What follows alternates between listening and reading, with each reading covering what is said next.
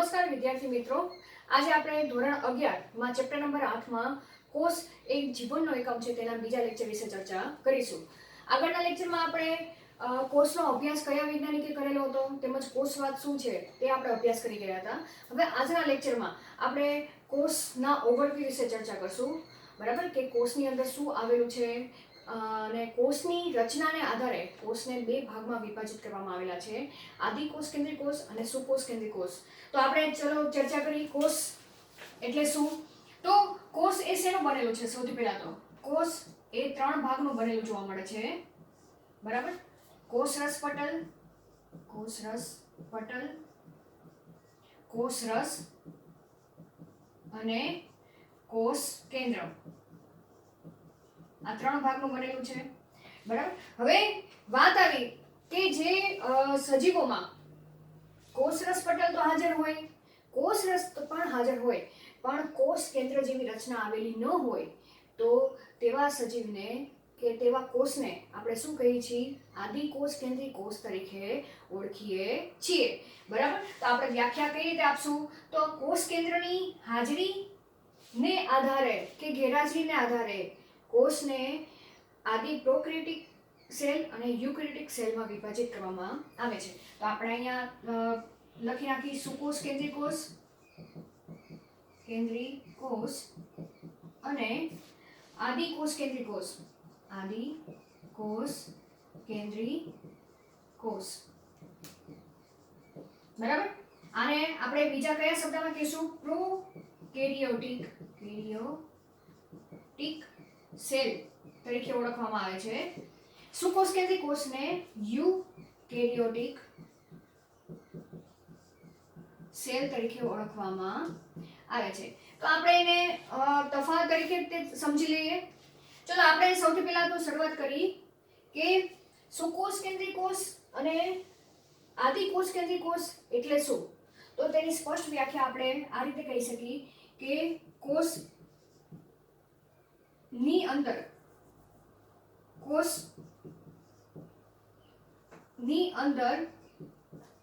આવેલ કોષ કેન્દ્ર ની ફરતે કોષ કેન્દ્ર પટલ હાજર હોય તો તેને યુકેરિયોટિક સેલ કહે છે, અથવા તો કેવું કહેવાશે? સુકોષ કેન્દ્રી કોષ કહે છે. સુકોષ કેન્દ્રી કોષ કહે છે. બરાબર, હવે શું કહેવા માંગે છે આ વ્યાખ્યા? કે માનો કે સમજી લો કે આ તમારી કોષ છે. બરાબર, કોષની ફરતે આ કોષરસ પટલ છે. અહીંયા કોષરસ આવેલું છે અને સઘન આવરણોથી બંધાયેલી એક રચના આવેલી છે જેને શું નામ આપેલું છે? કોષ કેન્દ્ર. હવે કોષ કેન્દ્રમાં શું આવેલું છે? કોષ કેન્દ્રની અંદર જનીન દ્રવ્ય તરીકે ડીએનએ આવેલું જોવા મળે છે. તો અહીંયા શું ગોઠવાયેલું છે? અહીંયા જનીન દ્રવ્ય આવેલું છે. હવે જનીન દ્રવ્ય તરીકે ડીએનએ શું ભાગ ભજવે છે? જે આનુવંશિકતામાં મહત્વનો ભાગ ભજવે છે. આને લગતું ચેપ્ટર તમારે ધોરણ 12 માં આપણે અભ્યાસ કરીશું ડિટેલમાં. તો હવે આ જે કોષ આ જનીન દ્રવ્ય તરીકે ડીએનએ છે એ ડીએનએ આવરણ દ્વારા ઘેરાયેલો છે. બરાબર, આ આવરણ છે. આવરણ પણ કેવું છે? ડબલ લેયર છે. બરાબર, જેને કોષ કેન્દ્ર પટલ કહે છે. શું કહેવામાં આવશે? કોષ કેન્દ્ર પટલ કહે છે. તો જે સુકોષ કેન્દ્રી કોષ છે કે યુકેરિયોટિક સેલ કહેવામાં આવે છે તેના કોષની અંદર કોષ કેન્દ્ર પટલની હાજરી જોવા મળે છે. જ્યારે આદિકોષ કેન્દ્રી કોષ એટલે કે નિમ્ન કક્ષાના કોષો કે જેમાં કોષ કેન્દ્ર પટલની શું જોવા મળે? ગેરહાજરી જોવા મળે છે. તો તેવા કોષને શેના તરીકે ઓળખવામાં આવે છે? પ્રોકેરિયોટિક સેલ તરીકે ઓળખવામાં આવે છે. હવે આપણે વાત કરવા જઈએ, આની જો આકૃતિ કરવા જઈએ આદિકોષ કેન્દ્રી કોષની, તો અહીંયા એક એમ સમજી લો કે મેં પ્રોકેરિયોટિક સેલ કરેલું છે આ સુકોષ કેન્દ્રી કોષ છે, સુકોષ કેન્દ્રી કોષ, બરાબર. અને આ છે આદિકોષ કેન્દ્રી કોષ.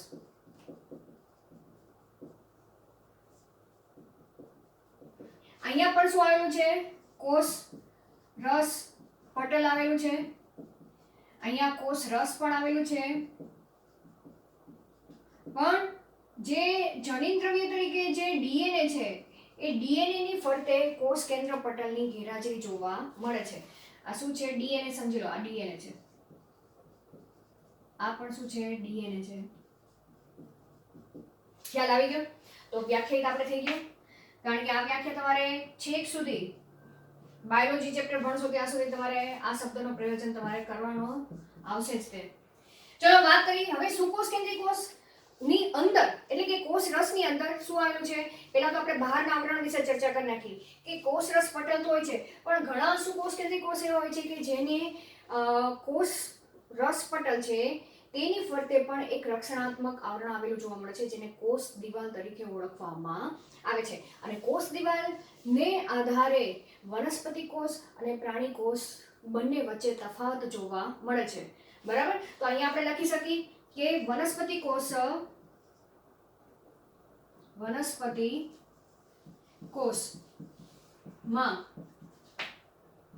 કોષ રસ પટલ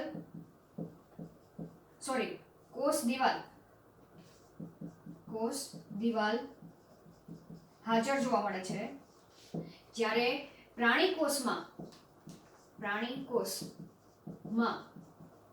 કોષ દિવાલ કેવી જોવા મળે છે?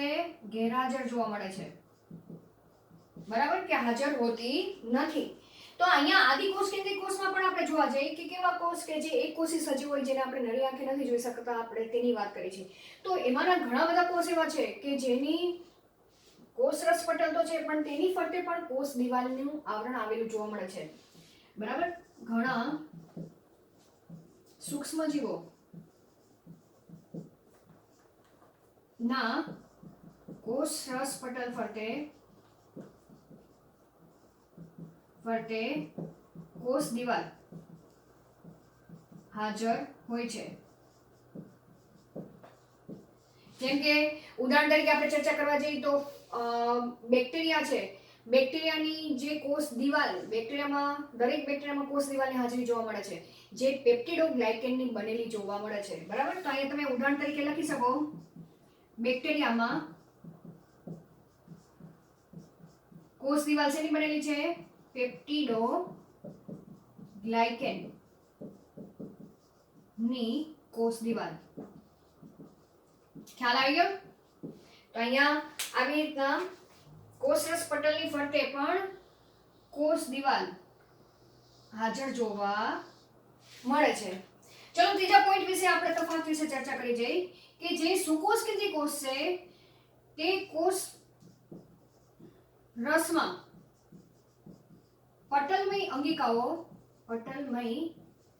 અંગિકાઓ હાજર જોવા મળે છે,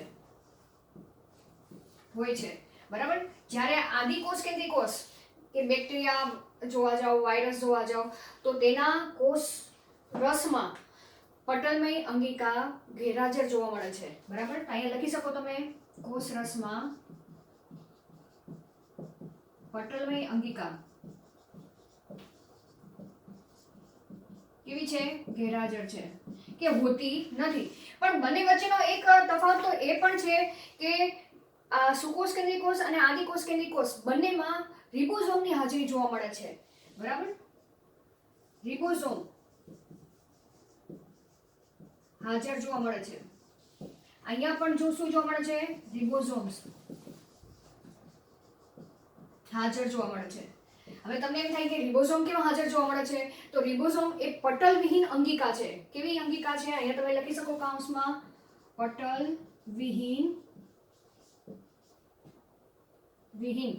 અંગિકા છે, કે તેની ફરતે કોઈ પટલમય આવરણ આવેલું હોતું નથી.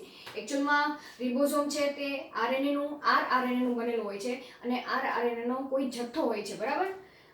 અને તેની ફરતે કોઈ પટલમય આવરણ હોતું નથી. તો અહીંયા પણ જે રિબોઝોમ છે, બરાબર, તે પણ હાજર જોવા મળે છે. તો બંને વચ્ચે આ સામાન્યતા સરખી જોવા મળે છે. પણ રિબોઝોમનો પ્રકાર પણ અલગ અલગ હોય છે.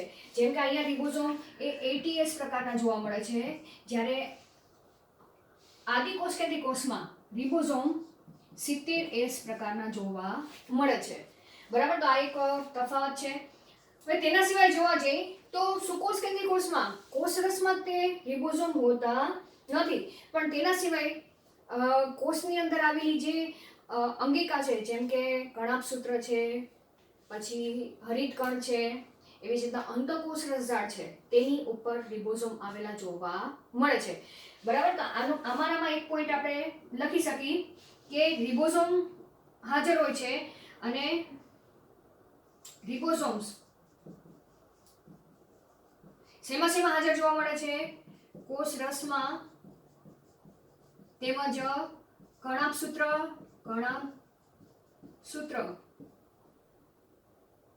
તેના સિવાય હરિતકણની અંદર, હરિતકણ અંગિકાની અંદર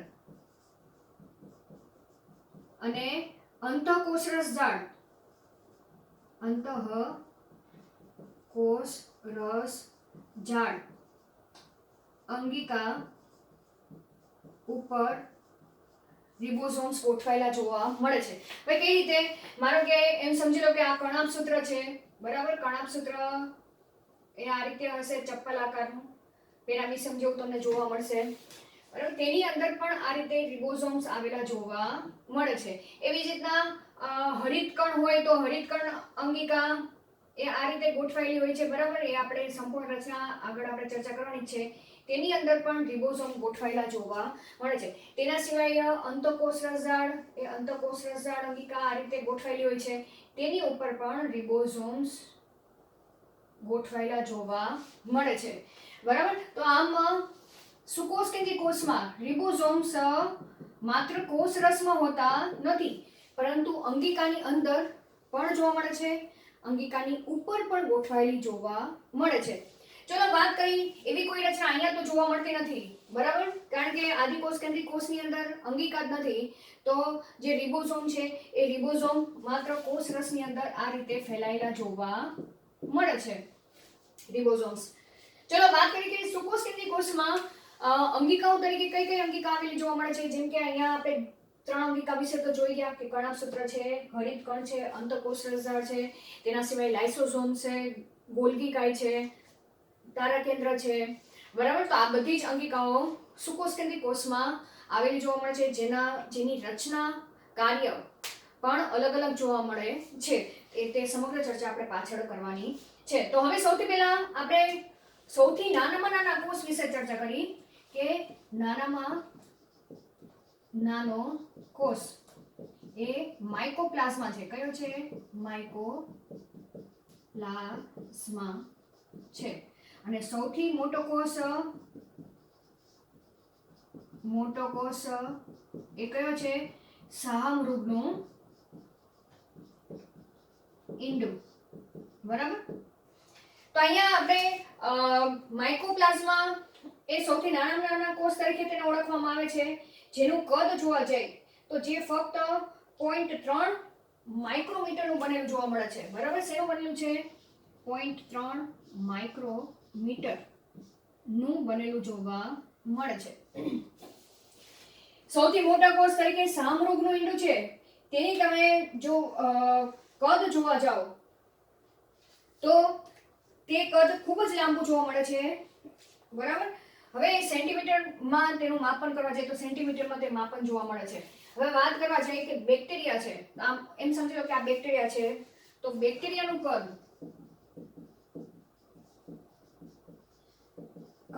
જોવા જઈએ તો 3 થી 5 માઇક્રોમીટર જેટલું જોવા મળે છે.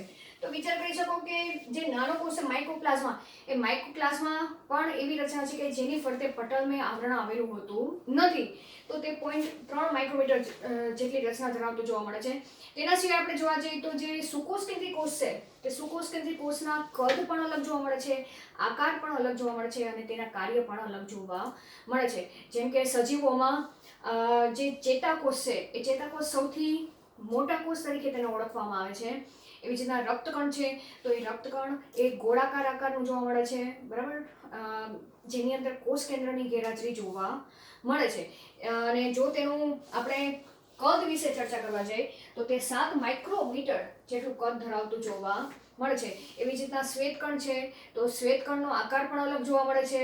એ અમીબોઇડ આકારની રચના ધરાવતું જોવા મળે છે. અમીબોઇડ આકારની રચના એટલે કે તે અમીબાની માફક કોઈ ભક્ષક કોષ હોય તો તે શ્વેતકણ તે અમીબાની માફક તે ભક્ષક કોષને પકડવાનું કાર્ય કરે છે અને રક્ષણ પ્રતિકારકતામાં તે મહત્વનો ભાગ ભજવતા જોવા મળે છે. તેના સિવાય જોવા જઈએ તો સુકોષ કેન્દ્રીય કોષ તરીકે ઘણા બધા પ્રકારના કોષો જોવા મળે છે કે પક્ષમલ કોષો પણ જોવા મળે છે.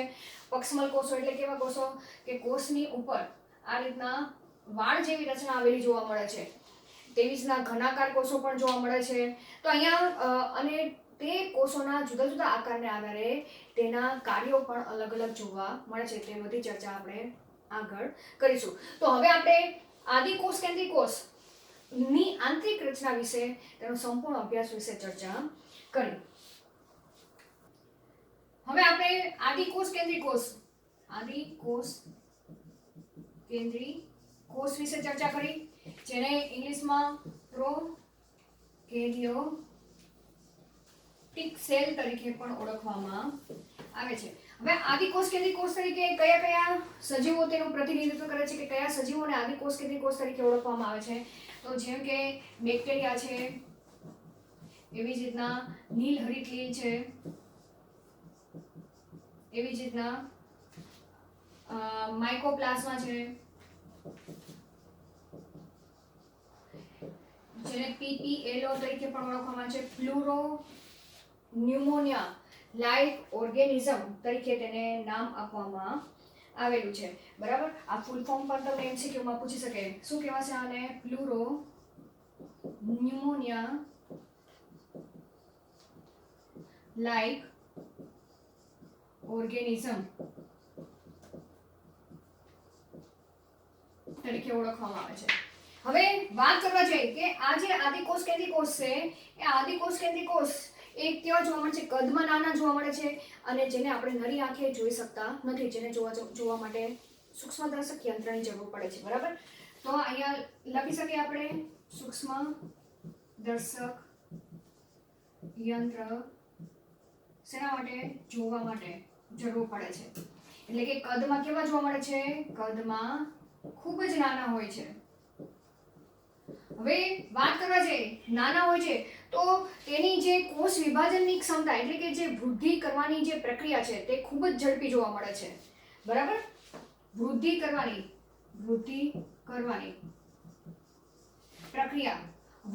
પ્રક્રિયા એટલે આપણે કઈ કહી શકીએ? કોષ વિભાજનની ક્રિયા, બરાબર.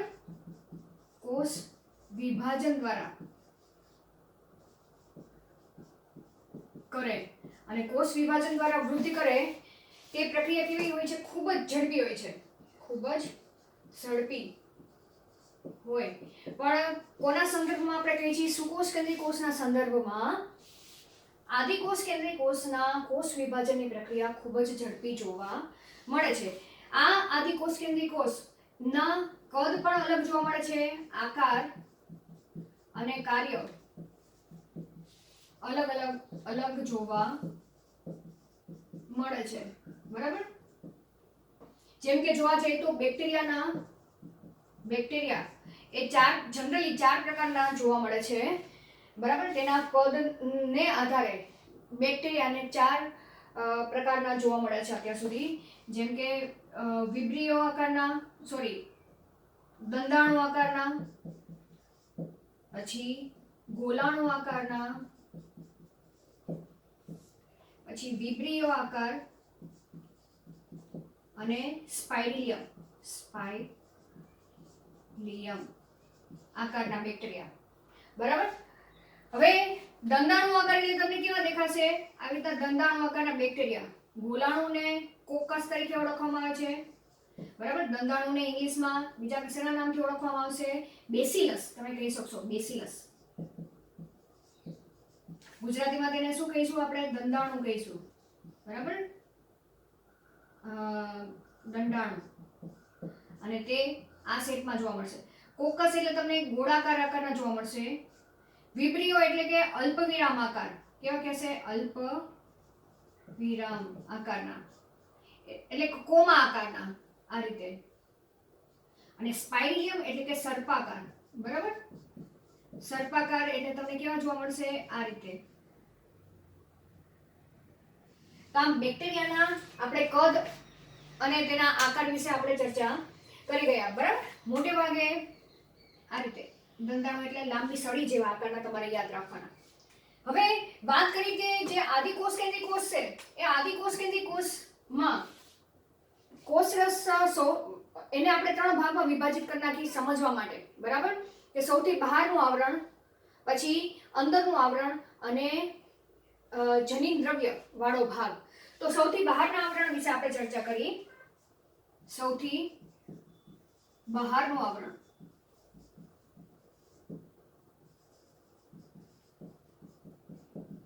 તો સૌથી બહારના આવરણમાં બધા જ આદિકોષ કેન્દ્રીય કોષ હોય તેમાં કોષ દિવાલની હાજરી જોવા મળે છે. બરાબર, તો અહીંયા લખી શકીએ કોષ દિવાલની હાજરી જોવા મળે છે. હવે કોષ દિવાલ શેની બનેલી જોવા મળે છે? તો તે કોષ દિવાલ એ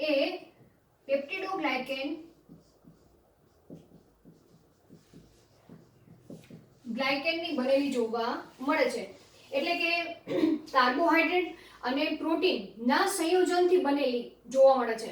બરાબર, પેપ્ટિડો એટલે કે પ્રોટીન વાળો ભાગ અને ગ્લાયકેન નો ભાગ એટલે કે ગ્લાયકોજન વાળો ભાગ, જેને કાર્બોહાઈડ્રેટ તરીકે આપણે ઓળખી છીએ, તેની બનેલી જોવા મળે છે.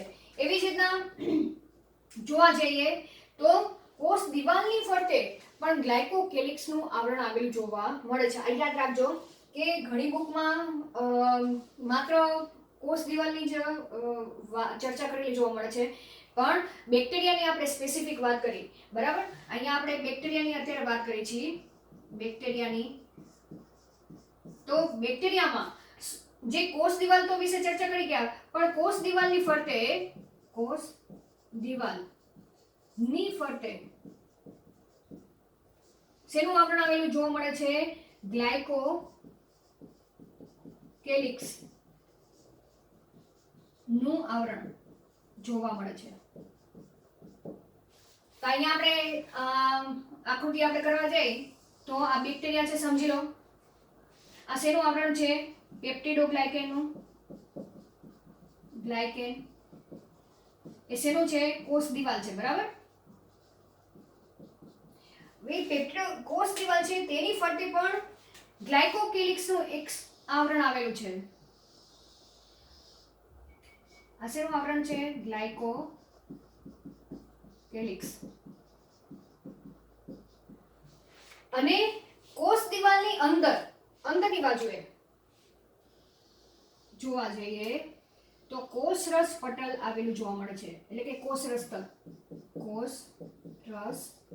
સ્તર. અહીંયા તમે જોવા જો કે સુકોષ કેન્દ્રીય કોષ એટલે કે જે પ્રાણી કોષ છે તેના કરતા પણ અહીંયા જે બહારનું જે આવરણ છે બેક્ટેરિયાનું, તે આવરણ 3 આવરણોનું બનેલું જોવા મળે છે. સૌથી બહાર ગ્લાયકોકેલિક્સનું સ્તર, તેની અંદર કોષ દિવાલનું સ્તર જે પેપ્ટિડોગ્લાયકેનનું બનેલું છે, અને તેની અંદર કોષરસનું સ્તર આવેલું જોવા મળે છે. ચલો અહીંયા લખી નાખો. બરાબર, કોષ દિવાલની અંદર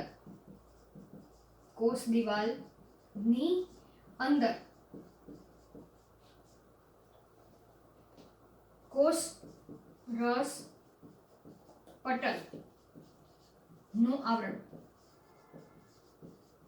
જોવા મળે છે.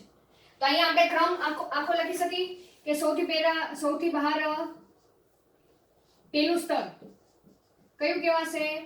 ગ્લાયકોકેલિક્સ. હવે આ જે ગ્લાયકોકેલિક્સનું સ્તર છે એ જો સખત મજબૂતાઈ રીતે ગોઠવાયેલું હોય, બરાબર, જાડું હોય ને સખત રીતે ગોઠવાયેલું હોય, તો તે કોષને એટલે કે આ કોષને કેપ્સ્યુલ તરીકે ઓળખવામાં આવે છે. આ યાદ રાખજો. અહીંયાથી ફરીથી બેક્ટેરિયાના 2 પ્રકાર પાડવામાં આવેલા છે. કોને આધારે 2 પ્રકાર પાડવામાં આવેલા છે? કે જે પેલું સ્તર છે પેલું સ્તર કયું છે? ગ્લાયકોકેલિક્સનું સ્તર છે. ગ્લાયકોકેલિક્સનું સ્તર જો સખત મજબૂતાઈ રીતે ગોઠવાયેલું હોય અને જાડું હોય તે સ્તર, તો તે કોષને કેપ્સ્યુલ કોષ તરીકે ઓળખવામાં આવે છે, એટલે કે કેપ્સ્યુલ તરીકે ઓળખવામાં આવે છે. અને જો ગ્લાયકોકેલિક્સનું સ્તર એ શિથિલ રીતે ગોઠવાયેલું હોય, એટલે કે લૂઝ રીતે ગોઠવાયેલું હોય, તો તે કોષને શિથિલ કોષ તરીકે ઓળખવામાં આવે છે. તો અહીંયા આપણે ફરીથી કેલિક્સના સ્તરને આધારે બે પ્રકાર પાડવામાં આવેલા છે: કેપ્સ્યુલ કોષ અને શિથિલ કોષ. અહીંયા ગ્લાયકોકેલિક્સનું સ્તર કેવું જોવા મળે? સ્તર જાડું જોવા મળે અને કેવું સખત હોય. અને અહીંયા ગ્લાયકોકેલિક્સનું સ્તર કેવું જોવા મળશે? શિથિલ એટલે કે લૂઝ રીતે ગોઠવાયેલું હોય, લૂઝ રીતે ગોઠવાયેલું હોય.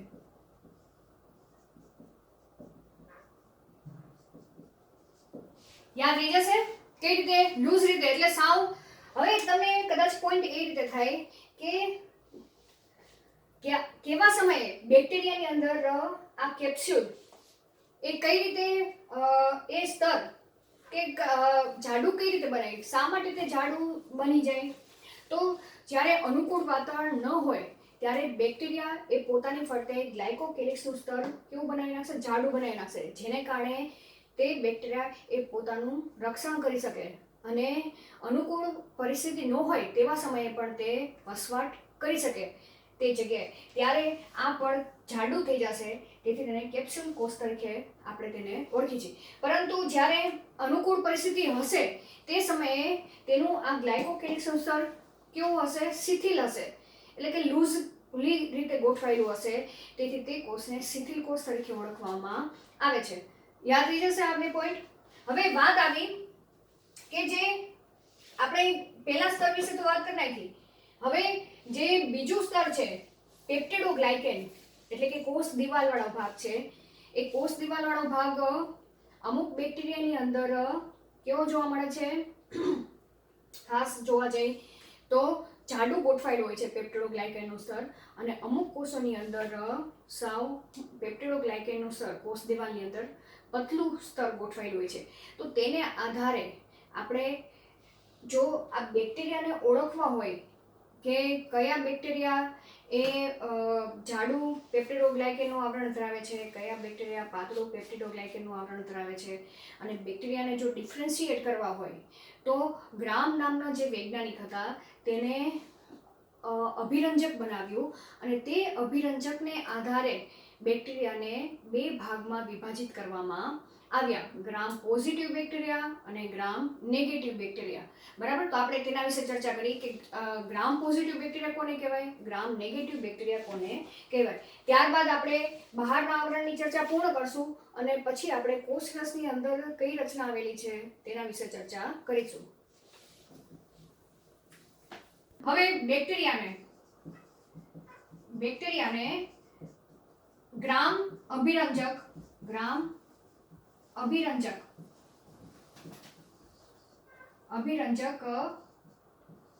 શોષી શકે છે કે નહીં? શોષી શકે છે કે નહીં? બરાબર? એટલે કે તે એક્સેપ્ટ કરે, તે કલર પોતાની અંદર શોષી લે, જેને કારણે એ બેક્ટેરિયા કલરવાળા જોવા મળશે. બરાબર? તો અભિરંજક શોષી શકે છે કે નહીં તેને આધારે બેક્ટેરિયાને બે ભાગમાં વર્ગીકૃત કરવામાં આવેલા છે. જો આ ટેકનિક ગ્રામ નામના વૈજ્ઞાનિકે કરેલી હતી, તેથી તે અભિરંજકને ગ્રામ અભિરંજક તરીકે નામ આપવામાં આવેલું છે. બરાબર? હવે ગ્રામ પોઝિટિવ જો કલર શોષી લે તો તે બેક્ટેરિયાને શેના તરીકે ઓળખવામાં આવે છે? ગ્રામ પોઝિટિવ બેક્ટેરિયા તરીકે ઓળખવામાં આવશે. ખ્યાલ આવી ગયો?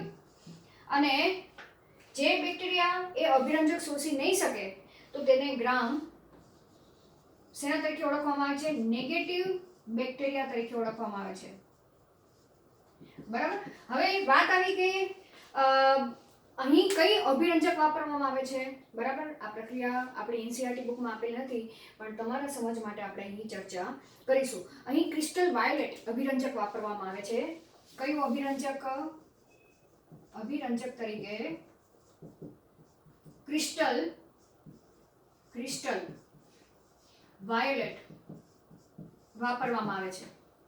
હવે શું કરવામાં આવે છે કે બેક્ટેરિયાને કે કોઈ સસ્પેન્શન લીધું હોય, તે સસ્પેન્શનમાં બેક્ટેરિયા છે એમ સમજી લો, બરાબર? કે ફોર એક્ઝામ્પલ કોઈ ટીપું લીધું છે સેમ્પલનું અને તેને સ્લાઇડ ઉપર મૂકવામાં આવે છે.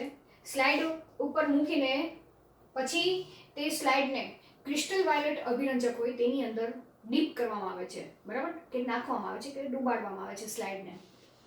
હવે આગળની પ્રક્રિયા શું થાય છે તે સમજવા માટે પહેલા તો આપણે આ બંને બેક્ટેરિયાની જે બહારનું આવરણ છે તેમાં શું ફેર છે તે આપણે ચર્ચા કરી નાખી, બરાબર? આ જે ગ્રામ પોઝિટિવ બેક્ટેરિયા હોય છે, બરાબર, તે ગ્રામ પોઝિટિવ બેક્ટેરિયાની જે કોષ દિવાલ છે, આપણે માત્ર કોષ દિવાલની વાત કરી છીએ, કોષ દિવાલની ઉપર ગ્લાયકોકેલિક્સનું સ્તર આવેલું છે તેના વિશે વાત કરતા નથી, પણ જે પેપ્ટિડોગ્લાયકેનનું સ્તર હોય છે તે જાડું જોવા મળે છે, બરાબર? અહીંયા આપણે તમે લખી નાખો કે આ બેક્ટેરિયાની કોષ દિવાલમાં પેપ્ટિડોગ્લાયકેનનું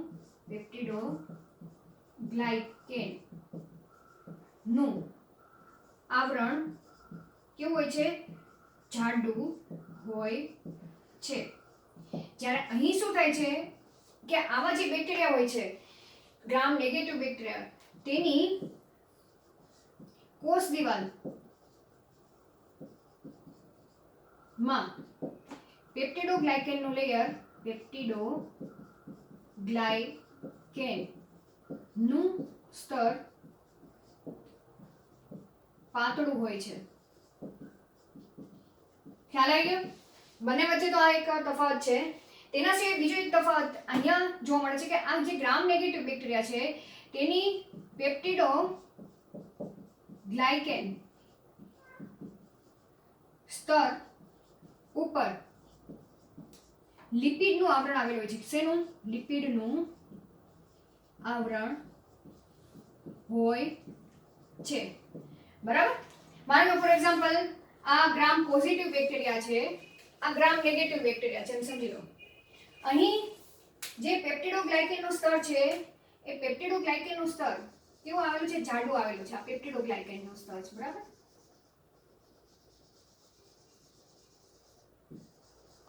આ રીતે સમજી લો. આ કયું છે? પેપ્ટિડોગ્લાયકેન નું સ્તર. એવી જ રીતના અહીંયા જોવા જઈએ તો અહીંયા પેપ્ટિડોગ્લાયકેનનું સ્તર, આ પેપ્ટિડોગ્લાયકેન નું સ્તર છે, બરાબર? હવે શું થશે કે અહીં જે ગ્રામ નેગેટિવ બેક્ટેરિયા છે તેની ફરતે પણ ફરીથી એક લિપિડનું સ્તર આવેલું છે, લિપિડનું આવરણ આવેલું જોવા મળે છે, પણ અહીં જોવા મળતું નથી ગ્રામ પોઝિટિવમાં. તો હવે શું થાય છે કે જે સ્લાઇડ ઉપર જે સેમ્પલ લીધેલું છે કે જેની અંદર બેક્ટેરિયા હાજર છે, હવે કયા બેક્ટેરિયા હાજર છે કયા નહીં તે આપણે ચકાસવાનું છે. તો શું થશે કે આ જે અભિરંજકની અંદર એ સ્લાઇડ ડીપ કરવામાં આવે છે ત્યારે શું થશે કે આ જે ક્રિસ્ટલ વાયોલેટનો કલર છે એ ક્રિસ્ટલ વાયોલેટ અભિરંજક પેપ્ટિડોગ્લાયકેન સાથે ત્યાં કલર જોઈન થઈ જશે, કે તેના જે અણુઓ છે એ પેપ્ટિડોગ્લાયકેન સાથે બંધ બનાવશે, જેને કારણે આ જે પેપ્ટિડોગ્લાયકેન એ તમને કેવું જોવા મળશે? કલર વાળું જોવા મળશે. તો અહીંયા આપણે લખી શકીએ કે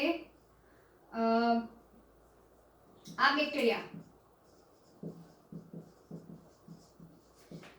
અભિરંજકને શું કરે છે?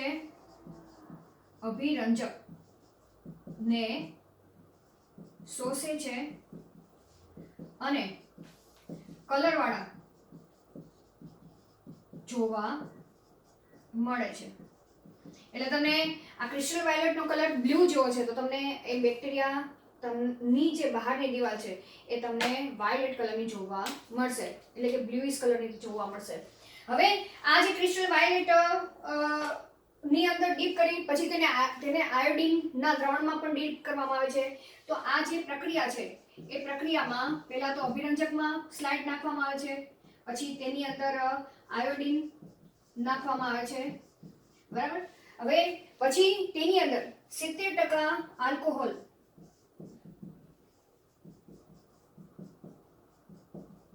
વાળું દ્રાવણ હોય છે, તેની અંદર તે સ્લાઇડ ડીપ કરવામાં આવે છે. હવે તે સમયે શું થાય છે કે અહીં આ કેસમાં તો કલર ફિક્સ થઈ જશે આયોડિન નાખવાથી, પછી 70% આલ્કોહોલ નાખવાથી આની જે કોષ દિવાલ છે તેની અંદર કલર ફિક્સ થઈ જશે. પરંતુ આ કેસમાં શું થાય છે કે પહેલા તો આ બેક્ટેરિયા અભિરંજિત થશે, એટલે કે કલરવાળા પેપ્ટિડોગ્લાયકેનની સ્તર તો અહીંયા પણ છે, તો અહીંયા પણ કલર આવશે આ બેક્ટેરિયામાં. પણ પછી તેને એ સ્લાઇડને જ્યારે 70% આલ્કોહોલમાં ડીપ કરવામાં આવે છે ત્યારે જે ગ્રામ નેગેટિવ બેક્ટેરિયા છે, એટલે કે જેની ફરતે આવી રીતના લિપિડનું આવરણ આવેલું છે, તે બેક્ટેરિયામાંથી ના બહારના સ્તરમાંથી તે કલર છે તે કલર નીકળી જશે. એટલે આ જે બેક્ટેરિયા છે એ બેક્ટેરિયાની કોષ દિવાલ કેવી જોવા મળે છે? કલરલેસ જોવા મળે છે. એટલે કે તે બેક્ટેરિયા આ જે ક્રિસ્ટલ વાયોલેટ છે તે અભિરંજકને શોષી શકતા નથી, તેથી તેને આપણે ગ્રામ નેગેટિવ નામ આપવામાં આવેલું છે, બરાબર. અહીંયા તમે લખી શકો કે આ બેક્ટેરિયા અભિરંજકને શોષી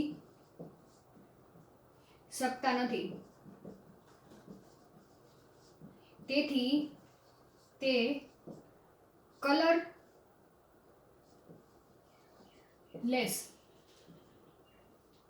જોવા મળે છે. ખ્યાલ આવી ગયો? હવે એટલે જે કલર વાળા જોવા મળે વાદળી કલરના બ્લુઇશ કલર જોવા મળે વાયોલેટ કલરના, તો તે બેક્ટેરિયા ગ્રામ પોઝિટિવ કહેવાશે.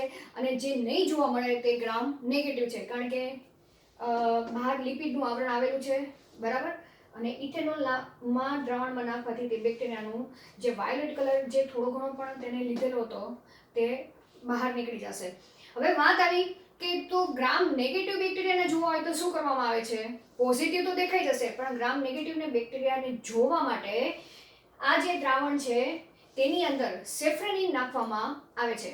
આ સેફ્રેનિન એ પણ અભિરંજક છે, અને જે શું કરશે કે જે બેક્ટેરિયા કલરલેસ છે, એટલે કે ગ્રામ નેગેટિવ બેક્ટેરિયા છે, તેની ફરતે જે દિવાલ આવેલી છે તે દિવાલમાં સેફ્રેનિનનો કલર લાલ કલર ત્યાં જોવા મળશે. અને તેને આધારે જે લાલ કલરના બેક્ટેરિયા જોવા મળશે, જેની કોષ દિવાલ લાલાશ પરથી જોવા મળશે, તે બેક્ટેરિયાને ગ્રામ નેગેટિવ તરીકે ઓળખવામાં આવે છે, બરાબર.